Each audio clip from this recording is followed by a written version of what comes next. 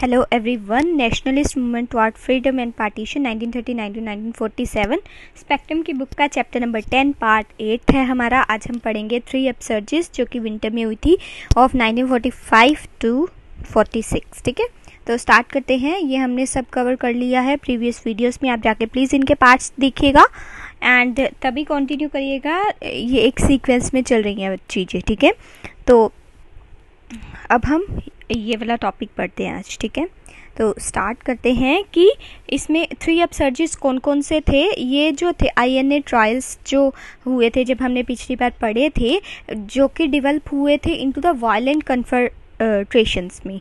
तो उसमें 3 major upsurges जो थे वो कौन कौन से थे वो आपको पता होने चाहिए. तो पहला जो हुआ था 21 नवंबर 1945 कलकत्ता के अंदर ओवर INA ट्रायल्स. ठीक है, क्योंकि हमने पहले ही बात की कि ये वायलेंट जो है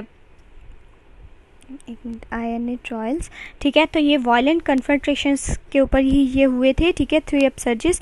सेकंड जो था वो 11 Feb 1946 को, ये भी कलकत्ता के अंदर ही हुआ था. अगेंस्ट किसके हुआ था? 7 ईयर सेंटेंस दे दिया गया था टू द राशिद अली. राशिद अली कौन था? INA ऑफिसर्स था. तो ये भी बात याद रखेंगे कि 7 ईयर सेंटेंस दिया गया था INA ऑफिसर. उनका नाम भी पूछा जा सकता है कि किसको दिया था, तो राशिद अली. ठीक है, तो ये याद रखेंगे. और तीसरा जो था वो था 18 Feb 1946. ये हुआ था बॉम्बे में. तो अगर आपसे पूछा जाए 3 अपसर्जेस में से कौन कौन सी जगह पर हुए थे, तो कलकत्ता पहला और दूसरा, और जो तीसरे वाला था वो बॉम्बे में हुआ था. ये क्यों हुआ था? स्ट्राइक की गई थी by the royal INA ratings. ठीक है, तो strike by royal INA ratings. ठीक है, तो ये याद रखेंगे तीनों चीज़ें. अब हम बात करते हैं 3 स्टेजेस. ये जो अपसर्जेस थी इसके 3 स्टेजेस में इसको डिवाइड किया गया है कि ये कैसे कैसे हुए थे. ठीक है, अब हम उसको बात कर लेते हैं. तो ये आपको याद रखना है 1945 के नवंबर महीने में हुआ था कलकत्ता के अंदर ओवर द INA ट्रायल्स. फिर सेकंड वाला जो था फेब में हुआ था 1946 में 11 को, और कलकत्ता के अंदर क्योंकि 7 ईयर का सेंटेंस दे दिया गया था INA ऑफिसर को, राशिद अली उनका नाम था. और फिर 18 फेब को 1946 में बॉम्बे में हुआ था. स्ट्राइक की गई थी by the royal INA ratings के द्वारा. ठीक है, तो इसको क्लियर कर देती हूँ. तो अब हम बात कर लेते हैं 3 स्टेजेस पैटर्न की. ठीक है, जिसके अंदर हम क्या क्या पढ़ेंगे. तो पहला हम पढ़ेंगे, लिख देती हूँ, when a group defies authority and is repressed. ये फर्स्ट पॉइंट इसमें आएगा.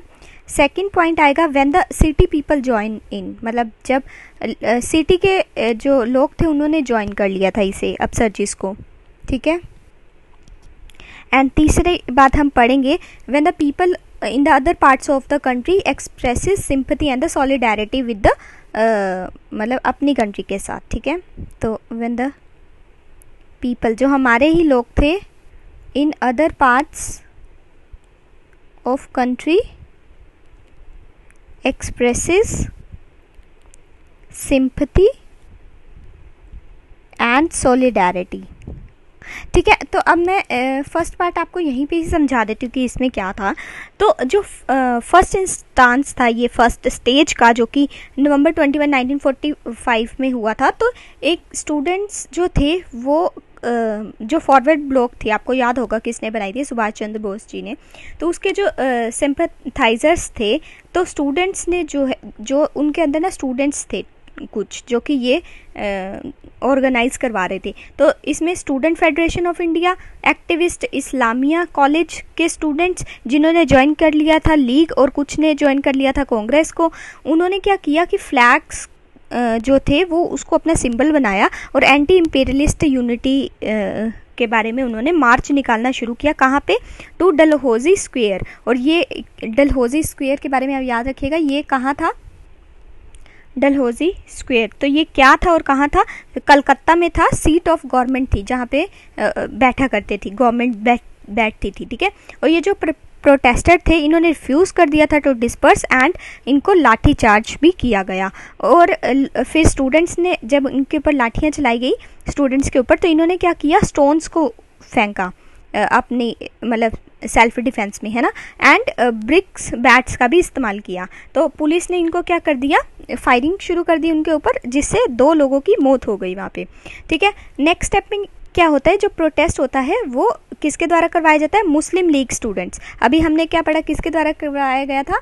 जो फॉरवर्ड ब्लॉक बनाया गया था उसमें जो कुछ स्टूडेंट्स थे वो ज्वाइन हो गए थे और उन्होंने ऑर्गेनाइज करवाया था, जैसे स्टूडेंट फेडरेशन ऑफ इंडिया, ये याद रखेंगे, student federation of India, Islamia college students, जिन्होंने कुछ स्टूडेंट्स ने तो लीग ज्वाइन कर ली थी, कुछ ने कांग्रेस, ठीक है। और इन्होंने फ्लैग को अपना सिंबल बनाया था और एंटी इम्पीरियलिस्ट यूनिटी दिखाई थी। कहाँ पे मार्च किया था? कहाँ पे? डलहौजी स्क्वायर पे, जो कि कलकत्ता में था, सीट ऑफ गवर्नमेंट थी। इसके अंदर क्या हुआ था कि जब जो है इन्होंने प्रोटेस्ट करना शुरू किया तो इनके ऊपर अंग्रेजों ने लाठियाँ चलाई, लाठी चार्ज किया, ठीक है, लाठी चार्ज किया। इन्होंने अपनी डिफेंस में क्या किया, स्टोन को थ्रो किया और ब्रिक बैट्स का इस्तेमाल किया। साथ ही साथ में पुलिस ने फिर फायरिंग स्टार्ट कर दी, जिसके अंदर 2 लोगों की मृत्यु हो गई। उसके बाद प्रोटेस्ट स्टार्ट किया गया मुस्लिम लीग के स्टूडेंट्स के द्वारा। अभी मैंने रिपीट बोला है जो मैंने पहले बताया था, ठीक है। अभी मुस्लिम लीग्स के जो स्टूडेंट्स हैं वो स्टार्ट करेंगे प्रोटेस्ट, जिनके अंदर कुछ कांग्रेस के जो स्टूडेंट्स थे एंड कम्युनिस्ट स्टूडेंट ऑर्गेनाइजेशन थी जो, उन्होंने भी ज्वाइन कर लिया था इनको। और ये कह रहे थे कि सेक्शन 144 को हटाया जाए, लेकिन इनके ऊपर भी जो है वो लाठीचार्ज कर दी जाती है। फिर आगे जाके ये जो है प्रोटेस्ट और भी बढ़ जाते हैं। ये प्रोटेस्ट कर किस चीज़ के लिए रहे होते हैं? क्योंकि रेशियल डिस्क्रिमिनेशन होता है, फूड इनको प्रॉपरली नहीं दिया जाता, abuse by the superior officers, और क्विट इंडिया मूवमेंट में जो पार्ट लेते हैं उनको भी अरेस्ट किया हुआ था, इसलिए भी INA ट्रायल्स हो रहे थे उसके लिए भी, और जो इंडियन ट्रूप्स इंडोनेशिया में यूज़ की जा रही थी डिमांडिंग देयर विड्रॉल की, उन्हें वहाँ से हटा लिया जाए, ठीक है। तो ये सारे पॉइंट्स थे जिनके कारण ये प्रोटेस्ट जो है वो करवाए जा रहे थे। मैं दोबारा से लिख भी देती हूँ ये जो मैंने बातें बोली। तो आई थिंक मुझे इसको रब ही कर देना चाहिए, 1 सेकेंड, ठीक है। तो अभी हम बात कर लेते हैं कि प्रोटेस्ट किसके किसके अगेंस्ट में थे, ठीक है। तो प्रोटेस्ट अगेंस्ट, ये अभी फर्स्ट पॉइंट ही चल रहा है जब हम बात कर रहे हैं कि when a group defies authority and is repressed. तो प्रोटेस्ट किसके अगेंस्ट में था? पहली बात तो कि रेशियल डिस्क्रिमिनेशन चल रहा था, दूसरी बात कि उनको अनपैलेटेबल फूड, थर्ड बात कि एब्यूज़ किया जा रहा था बाय द सुपीरियर ऑफिसर्स, तीसरा कि अरेस्ट किया गया था काफ़ी सारे कांग्रेस, मैंने आपको पहले भी बताया था कि लीडर्स को अरेस्ट कर लिया गया था। कब? क्विट इंडिया के टाइम में, क्विट इंडिया मूवमेंट जब चलाया गया था, बताइए कब चलाया गया था? 1942 में। उसके बाद 5th पॉइंट था INA जो ट्रायल्स हो रहे थे, ठीक है। एंड 6th पॉइंट इज़ कि जो इंडोनेशिया में जो इंडियन ट्रूप्स का यूज़ किया जा रहा था, ये उनसे हटाना चाहते हैं, withdrawal of the Indian troops from the Indonesia. तो इसके बाद क्या होता है कि जो रेबिलियंस होते हैं वो होस्ट कर देते हैं ट्राई कलर का flag and crescent and the hammer and sickle flag, मतलब उसके ऊपर बना होता है। तो इसमें आपको याद रखना क्या क्या बना होता है। तो ट्राई कलर का होता है, 3 रंग होते हैं, क्रीसेंट उसमें होता है, क्रीसेंट होता है उसमें, और एक हैमर होता है एंड सिकल होता है, ठीक है। वो जो है रेबल्स के द्वारा फहराया जाता है। और साथ ही साथ में they went around the Bombay in lorries holding Congress flags threatening Europeans and the policemans, crowds brought food to the ratings and shopkeepers invited them to take whatever they needed, ठीक है। एंड ये था इसमें सब कुछ। और उसके बाद अब हम बात कर लेते हैं स्टेज 2 की। अभी हम बात कर लेते हैं स्टेज 2 की, जिसके अंदर when the city people join in, ठीक है। तो इसमें क्या था? तो इसमें एंटी ब्रिटिश मूड जो था वो मेन रोल प्ले कर रहा था and resulting in the virtual paralysis of the Calcutta and the Bombay, जिसके अंदर मीटिंग्स करवाई जाती हैं, प्रोसेशंस होते हैं, स्ट्राइक्स होती हैं, हड़ताल की जाती हैं, अटैक्स किए जाते हैं यूरोपियंस के ऊपर, पुलिस स्टेशंस के ऊपर, शॉप्स के ऊपर, ठीक है, डिपोज के ऊपर, रेलवे स्टेशंस के ऊपर, बैंक्स, शॉपिंग जो मार्केट्स होती हैं एंड रोड ट्रैफिक, इन सब के ऊपर भी जो है वो रिवोल्ट जो है वो दिखाया जाता है, तो जिसमें सिटी पीपल भी इन्वॉल्व हो जाते हैं। तो अगर सीधा सीधा पूछा जाए तो ये मेनली जो है कलकत्ता एंड बॉम्बे में, ठीक है, और साथ ही साथ में मीटिंग, स्ट्राइक्स, हड़ताल्स, यूरोपियंस के ऊपर अटैक, पुलिस स्टेशंस के ऊपर भी अटैक, ठीक है, एंड डिपोज को ट्रैम किया जाता था, रेलवे स्टेशंस को एंड बैंक्स को, ठीक है, और shopping, forcely stoppings of the rails and road traffics by the squatting on the tracks and the barricading of streets, ठीक है। तो ये सब कुछ इसके अंदर आ जाएगा स्टेज 2 के अंदर। अब हम बात कर लेते हैं स्टेज 3, जिसकी हमने अभी बात की थी। इसमें क्या था, जब दूसरे देशों में रहने वाले लोग एक्सप्रेस करते अपनी सिंपैथी एंड सॉलिडारिटी, तो इसमें क्या था, स्टूडेंट्स, इसमें क्या क्या आ सकता है कि जो स्टूडेंट्स थे उन्होंने बाइकआउट कर दिया था क्लासेस को, वहाँ पे वो पढ़ने नहीं जाते थे, एंड ऑर्गेनाइज हड़ताल किया करते थे, ठीक है, और सिंपैथी दिखाते थे अपनी कंट्री के जो स्टूडेंट्स हैं उनके साथ, जो जो चीज़ें ये यहाँ करते थे वो चीज़ें वो वहाँ भी करते थे, ठीक है, और साथ ही साथ में सिंपैथेटिक स्ट्राइक्स भी की गई इन द मिलिट्री एस्टेब्लिशमेंट, जो कहाँ कहाँ पे की गई थी, Karachi, Madras, Visakhapatnam, Calcutta, Delhi, Cochin, Jamnagar, Andaman, Bahrain and Aden में, ठीक है। और ये किसके द्वारा स्ट्राइक करवाई गई थी, royal Indian air force in Bombay, Poona, Calcutta, Ambala, Patel, यहाँ पे जेसौर, ठीक है, जेसौर, ठीक है।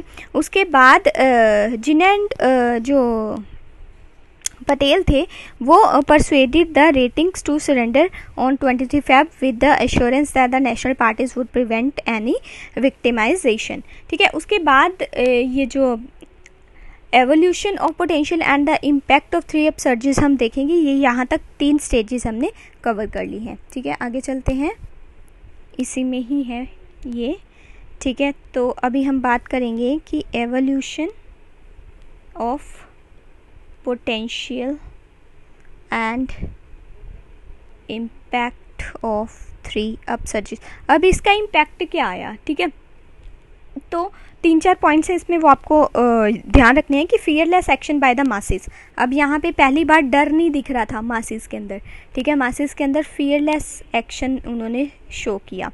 दूसरी बात की जो रिवोल्ट था in the armed forces had a great liberating effect on the minds of the people. तो जो रिवोल्ट कर रहे थे आर्म्ड फोर्सेस, उनका भी साथ जो है वो लोगों को मिला, ठीक है। तो रिवोल्ट इन आर्म्ड फोर्सेस, इनको ग्रेट लिबरेटिंग इफेक्ट जो है मिला, इन्होंने छोड़ा on the minds of the people, ठीक है, ग्रेट लिबरेटिंग इफेक्ट कि हाँ हम लिबरेट करवा सकते हैं इंडिया को। तो तीसरा पॉइंट आपके पास आएगा कि जो रॉयल इंडियन नेवी थी उन्होंने भी रिवोल्ट किया एंड उन्होंने ये दिखाया कि हम फाइनली इंडिपेंडेंस लेके रहेंगे by celebrating the independence day, भी उन्होंने सेलिब्रेट किया।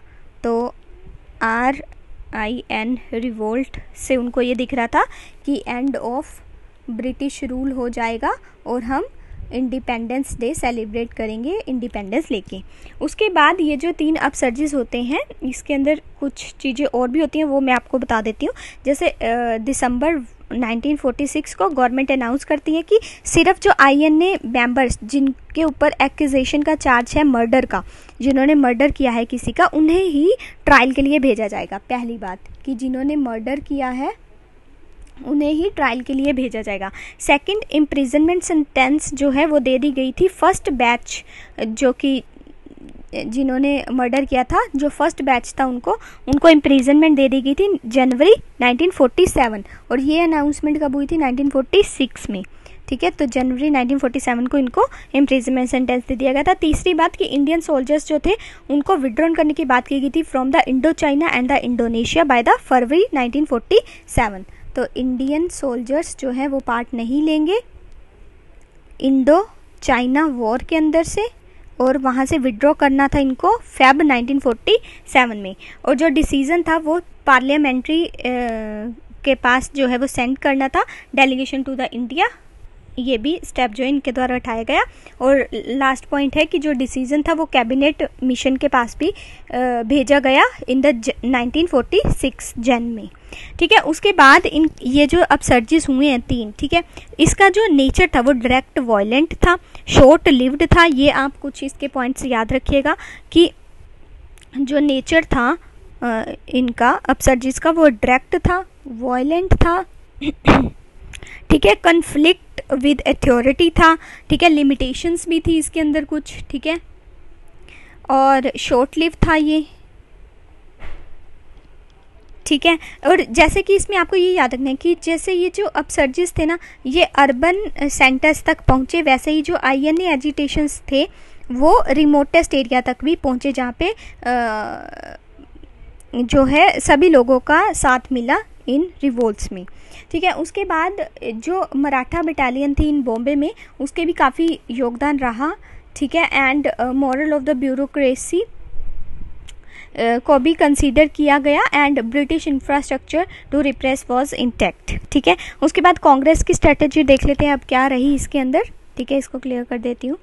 तो कांग्रेस की स्ट्रेटजी क्या थी, इसके अंदर आपको 2 कंसिडरेशंस जो है वो ध्यान रखनी है। तो पहली सिचुएशन क्या थी कि जब चीज़ें आउट ऑफ कंट्रोल हो रही थी, और सेकंड वन की डिसिप्लिन्ड आर्म्ड फोर्सेस जो था वो भी इम्पोर्टेंट रोल प्ले कर रहा था इंडिया को फ्री करवाने के लिए, ठीक है। तो पहली बात कि आउट ऑफ कंट्रोल हो रही थी चीज़ें, ठीक है, और सेकंड थिंग इज़ दैट कि आर्म्ड फोर्सेस भी जो है वो वाइटल रोल प्ले कर रही थी इंडिया को फ्री करवाने के लिए। And also they claim that if the Congress leader had not surrendered to power play, a different path to independence would have emerged। तो अगर कांग्रेस साथ नहीं देगी तो उनको दूसरा तरीका अपनाना होगा इंडिया को इंडिपेंडेंस करवाने के लिए, ठीक है। तो उसके बाद ये जो अपसर्जिस थी इन्होंने एक एक्सपेंशन का काम किया, किसके लिए, नेशनलिस्ट एक्टिविटी के लिए, जो कि आपको मैंने बताया था कि फिर आगे जाके इलेक्शंस होते हैं, ठीक है। इलेक्शंस के रिजल्ट भी आज ही हम पढ़ेंगे, तो उसमें क्या क्या चीज़ें आएंगी सामने वो भी हम देखेंगे। तो उससे पहले कि जो कांग्रेस थी वो ऑफिशियली सपोर्ट नहीं कर रही थी इन 3 अपसर्जिस को, क्योंकि वो मानती थी कि इसके जो टैक्टिक्स एंड टाइमिंग्स हैं वो सही नहीं है। तो पहली बात ये जो है एक्सपेंशन का काम करती है नेशनलिस्ट एक्टिविटीज़ के लिए, आज़ाद करवाने के लिए भारत को, ठीक है। लेकिन आपको ये बात याद रखनी है कि कांग्रेस जो है ये जो 3 अपसर्जिस हुए हैं इसको अच्छा नहीं मान रही, क्योंकि इसके टैक्टिक्स एंड टाइमिंग जो है वो सही नहीं थे कि इस टाइम पे नहीं होना चाहिए।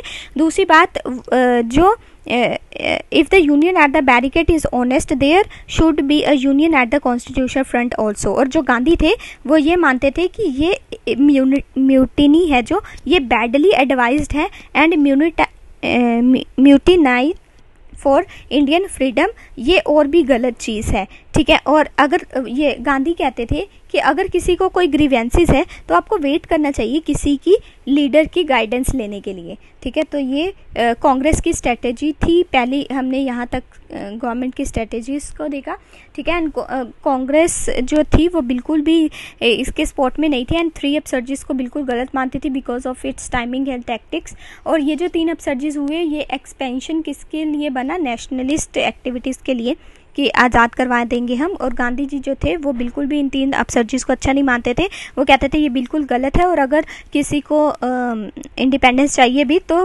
लीडर्स की सलाह के लिए इनको वेट करनी चाहिए थी, ठीक है। तो अभी हम नेक्स्ट आगे चलते हैं। तो इसमें आज हम सिर्फ यही वाला कवर करेंगे, इलेक्शन रिजल्ट्स।